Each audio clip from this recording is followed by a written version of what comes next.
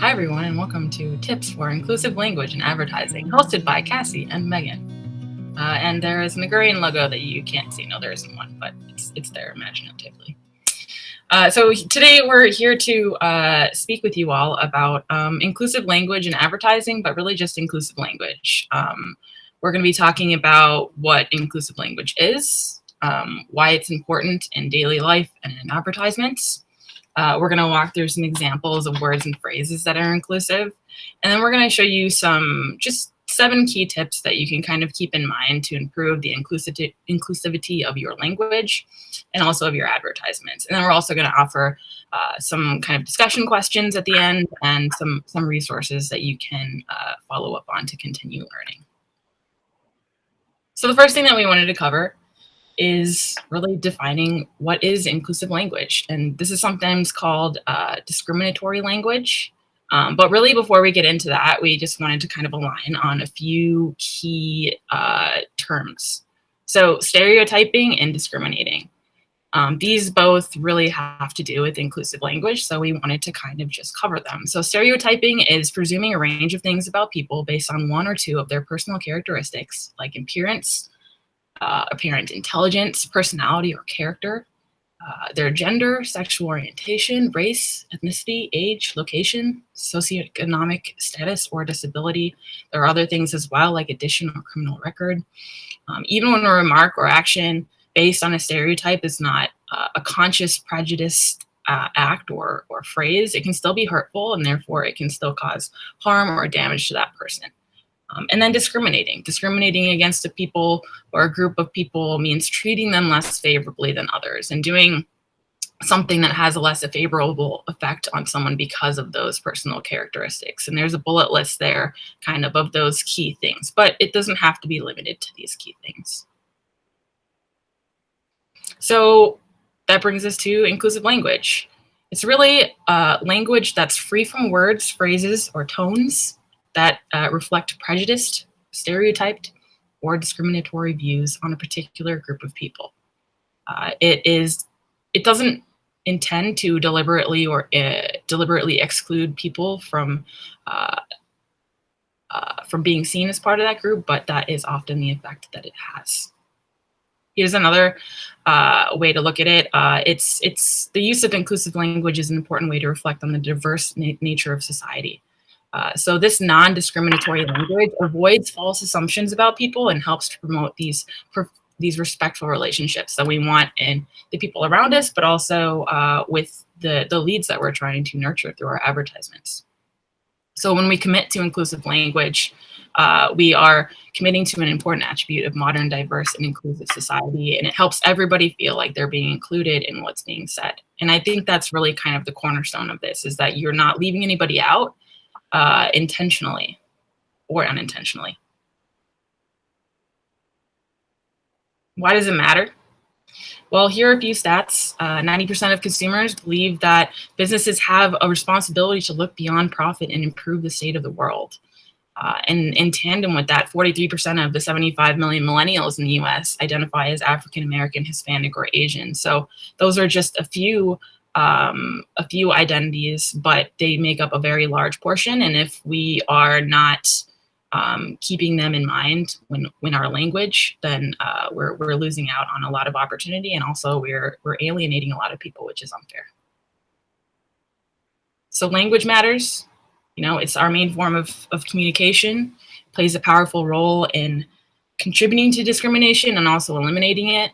Language is, very important in our advertisements. It's important when we speak to children because it shapes their view on the world. The words and phrases that we hear over and over again, conscious or subconscious, have an impact on the way that we view the world. And so does stereotyping. And even positive stereotyping, like suggesting that a particular race, gender, or age group are gifted in a particular area, can be damaging because it oversimplifies their individual characteristics. It ignores the diversity between those groups.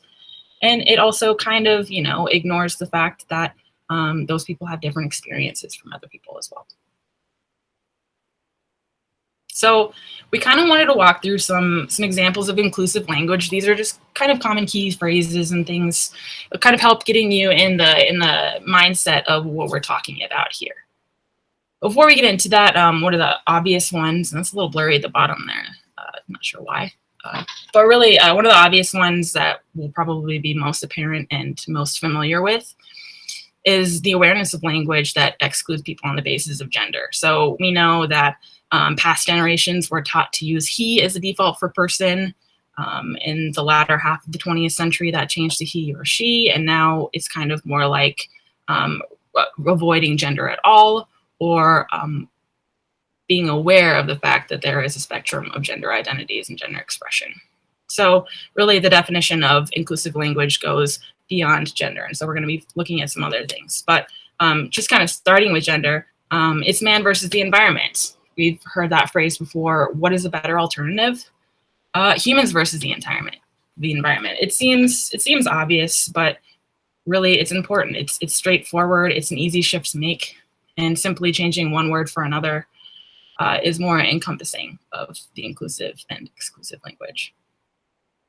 Waiter versus waitress. We've probably heard this one before. Server is better because it's needless to gender a job. It's unnecessary, it's cumbersome, and it's just not important. So police officer, mail carrier, chair, describe their work, not their gender, and be intentional with what you're saying. Mom or dad, when you're saying like,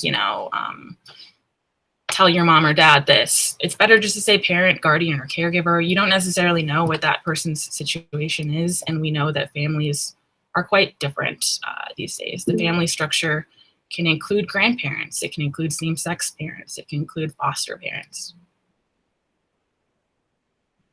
Saying things like, we are all immigrants, that's not very inclusive, because it would be much better to say, just acknowledge that this country comes from people from diverse backgrounds, heritages, and experiences, because that's really what you're trying to say.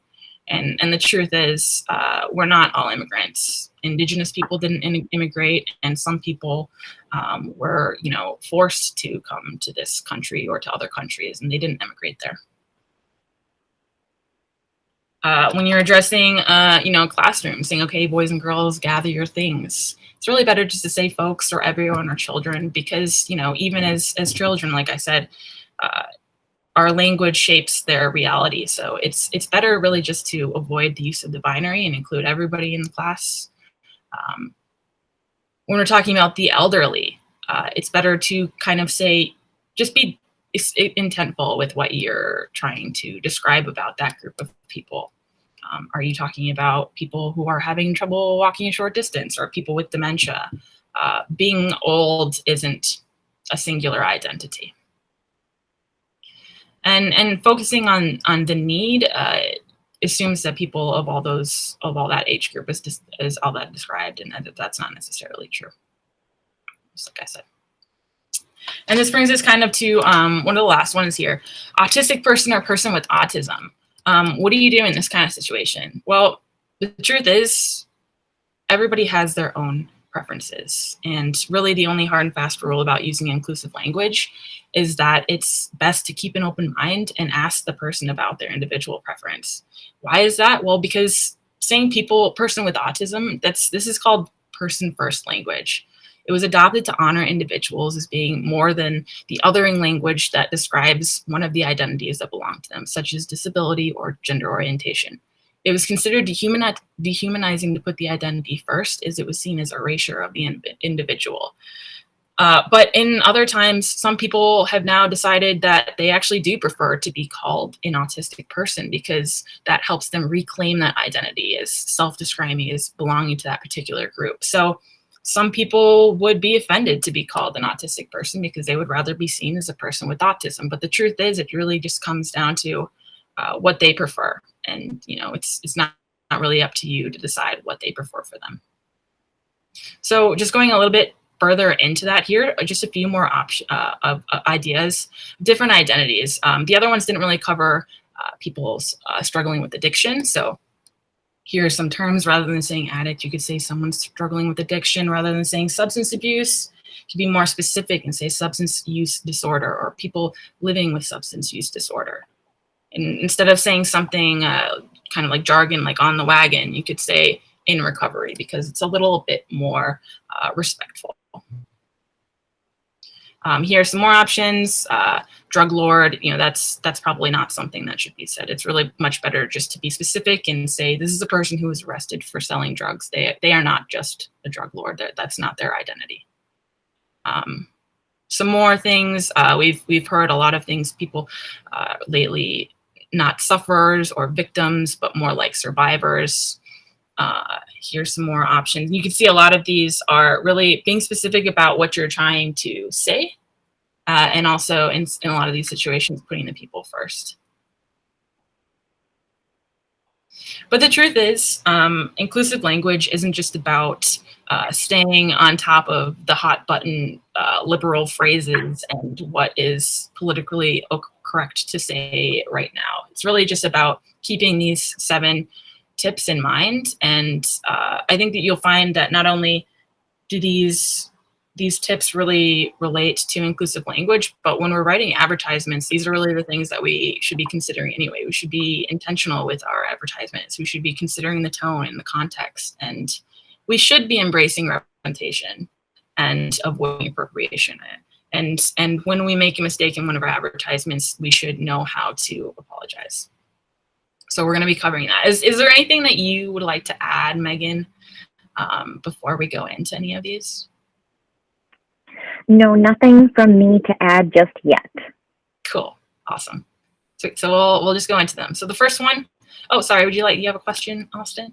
I was wondering if you wanted us to save questions for the end or just submit them through chat when we have questions. Submitting them through a chat is probably a great idea because we can probably get to them at the end, but if you put them in the chat, then we'll have a queue kind of ready to go. Yeah, that's a great idea. Yep, cool. So the first one, consider your tone. So tone, what is that? It's the style, the characteristic, or the sentiment of a piece of content. Usually when people are turned off or offended by a piece of content, but they don't know exactly why, it's because of tone. So when you are approaching advertisements, or even when you're just addressing a group of people in a room, consider the intended subject, topic, message, and the overall impact of the piece in the planning stages to help reach the right and respectful tone. When we're coming to advertisements, it's really just about identifying what your goals are and making sure that you're focused on those goals and that you're aware of them. And on that note, remove unnecessary jargon, slang, idiomatic expressions, and colloquialisms. These things can exclude people who might not have that specialized knowledge of that particular subject, and it might impede effective communication as a result. So for really important messages, don't try and be too cool. And also, a lot of idioms don't translate well from country to country. Some of them are rooted, a lot of them are rooted in negative connotations and stereotypes, things like hold down the fort, call a spade a spade. There are a lot more. I was going to include a list, but there are all the lists that I were coming up with. We're really talking about a lot of Native American phrases. And I think those ones are usually pretty obvious that they're rooted in bad history. The second tip is be intentional. So language is uses the words, phrases, symbols, and metaphors that we use to describe something. There is a huge power in language. It can deepen understanding, strengthen relationships, or can confuse and cause harm to people. So scrutinize every single word, symbol, or phrase. That's another thing that's really important in advertisements, is to make sure that you're being really efficient with your character count, but also pay attention to how they're placed.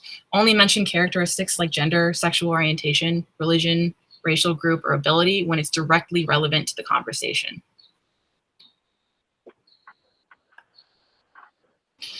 And then when we're speaking about disability, avoid phrases that suggest victimhood, such as afflicted by, victim of, suffers from, confined to a wheelchair, and try to steer clear of euphemisms like challenged, differently abled, or specially abled. Try and put the people first. I know we mentioned earlier that there's people first, or the other way around, identity first. And the truth is, some people will prefer to have identity first, but I think people first is usually a safe bet. instead of a blind man, or instead of blind man or female engineer, use a man who is blind or a woman on our engineering team.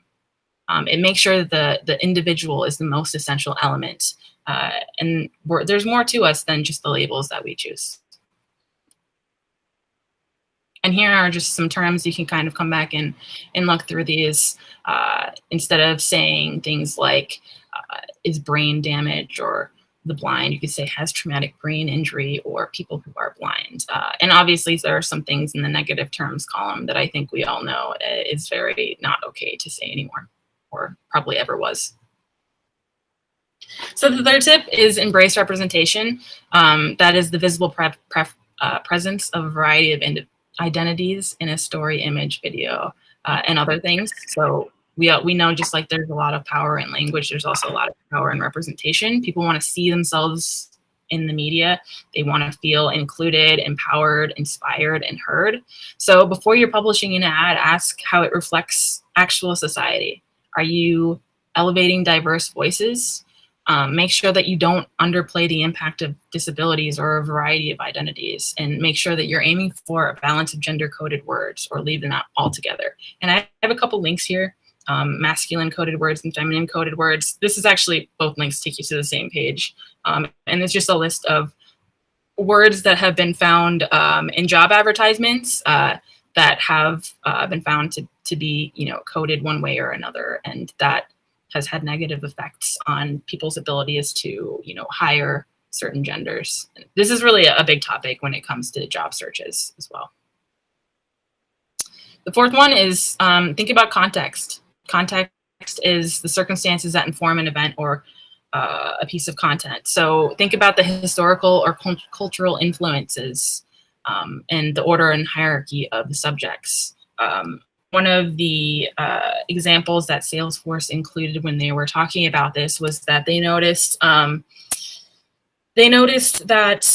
the stock footage images that they had in their library of CEOs were all men kind of, leaning over women, showing them how to do something. And so they realized that wasn't very good contextually, and they had to change that. And that kind of leads into counter stereotyping as well, which we'll cover in a moment. The fifth tip is avoid appropriation. That's often defined as taking or using an aspect from a minority culture without knowing or honoring the meaning behind it.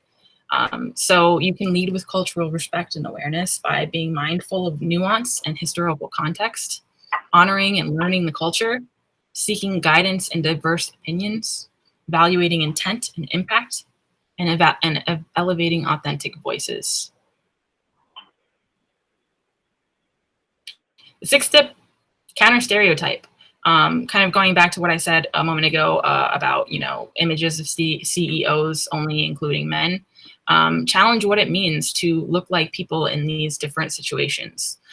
Counter the stereotypes. Go against the standardized image that represents an oversimplified opinion, prejudiced attitude, or an uncritical judgment.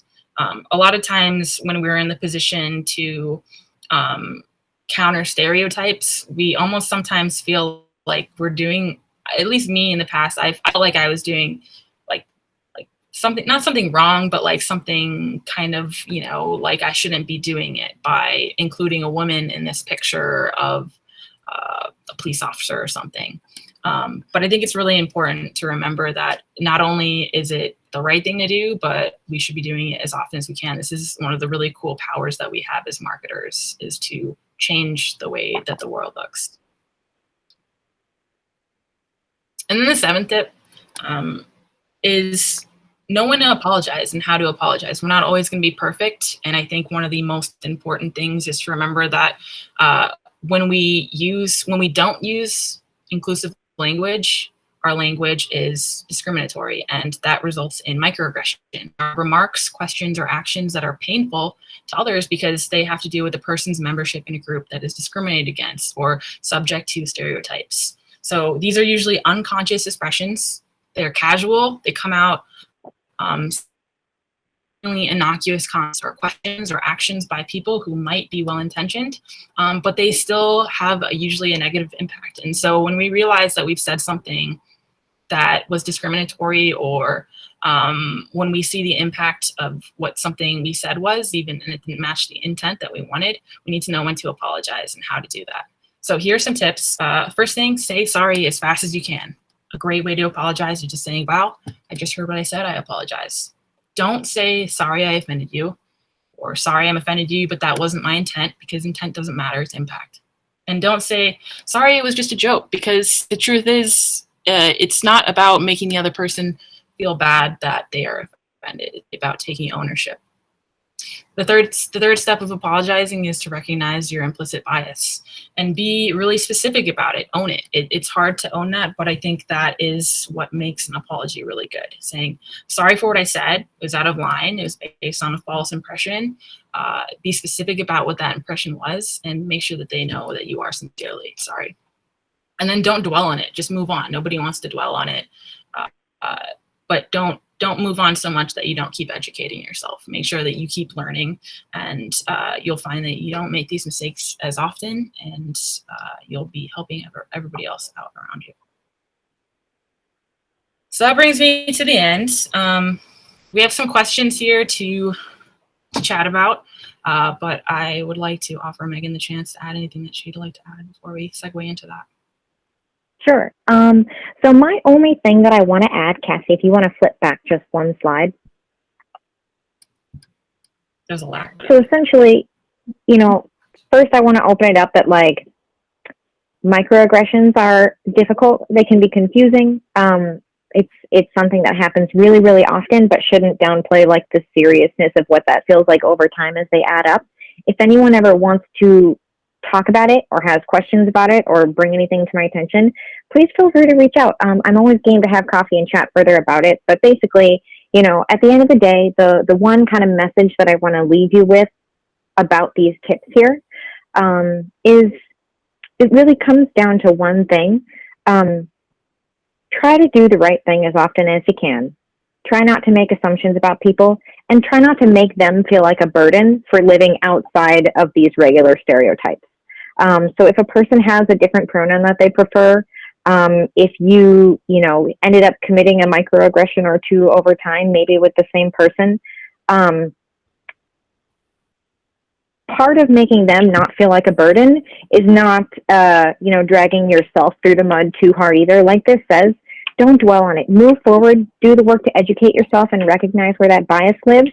But there's no need to tar and feather each other in the town square, really, because that makes everybody feel like it's a big burden. And what we don't want to do is make anyone feel like their identity or their perception in the world is burdensome on people generally.